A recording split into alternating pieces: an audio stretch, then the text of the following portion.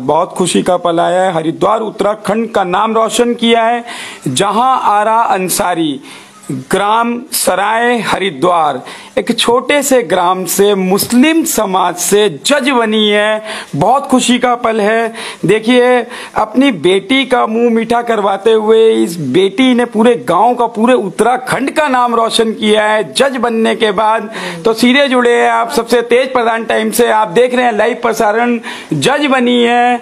आप देखिए कितना कितना भाग्यशाली ये दिन आया है एक पिता के लिए कि उनकी बेटी ने जज बनकर नाम रोशन किया है पूरे गांव का, पूरे हरिद्वार का। एक छोटा सा गांव, कितना कठिन रहता होगा मुस्लिम समाज, जिसमें कहीं अभी कुछ जगह पर ऐसा देखा जाता है कि समाज से महिलाएं कम बाहर आती हैं। तो जब कम बाहर आती हैं तो शिक्षा नहीं मिल पाती है। जब शिक्षा नहीं मिलती है तो बड़े पदों पर नहीं बैठ पाती हैं। तो कितना बड़ा मन कर अपनी बेटी को पढ़ाया लिखाया, हर संभव मदद करी बेटी की, और उस बेटी ने बदले में अपने परिवार को, पूरे उत्तराखंड को, पूरे हरिद्वार को नाम रोशन कर दिया।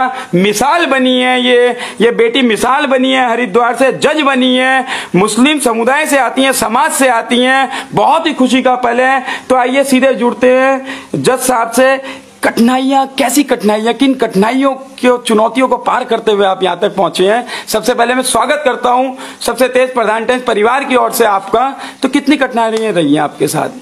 सर, अगर मैं कठिनाइयों की बात करी तो जैसे कि आपने सबसे पहले बोला है कि मुस्लिम समाज, तो मैं वहीं से स्टार्ट करूंगी कि मुस्लिम समाज में हर कोई जानता है कि लड़कियों को बाहर नहीं निकलने दिया जाता है। पढ़ाई तो इतने लेवल तक आना तो बहुत दूर की बात है। तो मैं सबसे पहले तो यही बोलूँगी कि फैमिली में क्या रिलेशन वाले जितने भी होते हैं, हर किसी ने, मेरे साथ मेरे फादर बैठे हुए हैं और ये मेरे भाई बैठे हुए हैं, पूरे फैमिली के सपोर्ट से आज मैं यहाँ पर हूँ। क्योंकि इन्होंने भी वही सब सुना है जो कि समाज में लोग बोलते हैं, अरे बेटी है, बेटी को क्यों पढ़ा रहे हो, कितना पढ़ाओगे, बेटी बन के क्या करेगी, दूसरे घर जाना है। लेकिन उसके बावजूद मेरी पूरी फैमिली ने मुझे इतना ज़्यादा सपोर्ट किया है और माशाल्लाह इन्हीं की वजह से मैं आज यहाँ तक पहुँची। तो देखिए, अब ये परंपरा छोड़ दीजिए कि बेटी को तो अपने घर जाना है, क्या करोगे उसे पढ़ाकर। जज बनाइए, पढ़ाइए, लिखाइए, समाज के लिए, वो समाज के वो जो कार्य करेंगी। अब देखिए, इनकी कलम के अंदर वो ताकत रहेगी, वो निर्णय वो लेने की क्षमता रहेगी। जब बेटी जज बनकर आई है तो समाज के लिए बड़े बड़े निर्णय लिए जाएंगे। जहां एक और देश के अंदर बड़े बड़े कांड होते हैं, तो महिलाओं के लिए स्पेशल क्या कहना चाहेंगे आपकी? महिलाओं के लिए जो कानून और कठोर बने, क्या करना चाहिए न्यायिक व्यवस्था को कि और ज्यादा कठोर कानून बने, अपराध ना हो?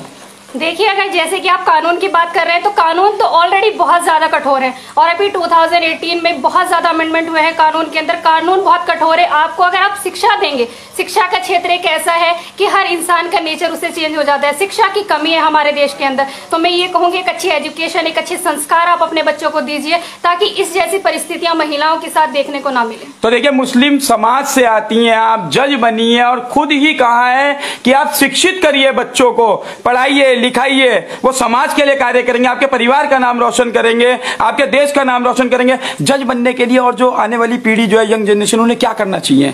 वह कहाँ से स्टार्टिंग करनी चाहिए, कैसा करना चाहिए? स्टार्टिंग तो आपको अपने अंदर से करनी पड़ेगी। आज आप मुझे यहाँ पर इस प्लेटफॉर्म पर देख रहे हैं तो आपको खुशी होगी। आप कहेंगे अरे उसकी बेटी देखिए जज बनी है, उस बिटिया को देखिए, लेकिन वो बिटिया कैसे बनी है आपको ये समझना होगा। आपको सपोर्ट करना होगा अपने बच्चों के। और हर बच्चे से मैं ये कहना चाहूंगी कि आप ये चीज दिखाइए अपने पेरेंट्स को कि आपके अंदर भी प्रतिभा है, अगर ये कर सकती है तो हम भी कर सकते हैं। तो इंशाल्लाह आपको कामयाबी मिलेगी, फैमिली आपको सपोर्ट करेगी और आप अपना जज्बा दिखाइए और इंशाल्लाह आप भी यहाँ तक पहुंचेंगे। निश्चित ही अब आप उस न्यायिक व्यवस्था में आ गए हैं कि कोई पक्षपात नहीं रहेगा। मुस्लिम समाज के लिए अभी भी जहां जैसे आपने बताया कि बेटियों को कम बाहर भेजा जाता है, तो परिवर्तन करने की आवश्यकता आ गई है।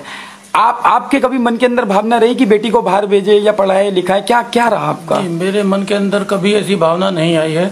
मैंने बेटे और बेटी में कभी फर्क नहीं समझा।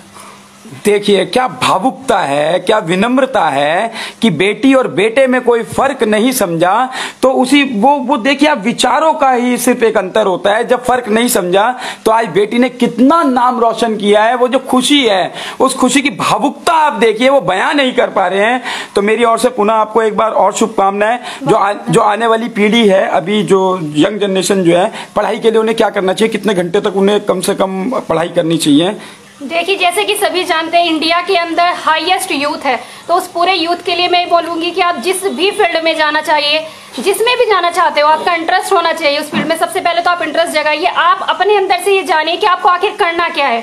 जो चीज आपको करने है पूरी लगन और मेहनत से करिए। देखो टाइम क्या है, हर किसी के लिए अलग होता है, हर किसी का शेड्यूल अलग है। अपने अकॉर्डिंग आपको नाइट में मिलता है, आपको डे में मिलता है, आपको टाइम निकालना पड़ेगा। कोई भी चीज इजी नहीं है और कोई चीज बहुत टफ भी नहीं है। अगर आपने मन से ठान लिया है तो टाइम आपको देना पड़ेगा। वही हर किसी का अपना है 8 to 10 आवर, 11 to 12 ये तो आपको देना ही पड़ेगा। इससे कम में बिल्कुल भी काम नहीं चलेगा। तो देखिए बहुत बड़ी उपलब्धि है, मुस्लिम समाज से आकर इतना पढ़ना लिखना, बाहर जाना, मेहनत करना, परिवार का पूरा सहयोग मिला है। उनके भाई मेरे साथ जुड़े हैं, उनके पिता मेरे साथ जुड़े हुए हैं। इन परिस्थितियों में अपनी बेटी को, अपनी इज्जत को देखते हुए उन्होंने पढ़ाया लिखाया, मान सम्मान दिया और उस बेटी ने 4 गुना कर लौटाया।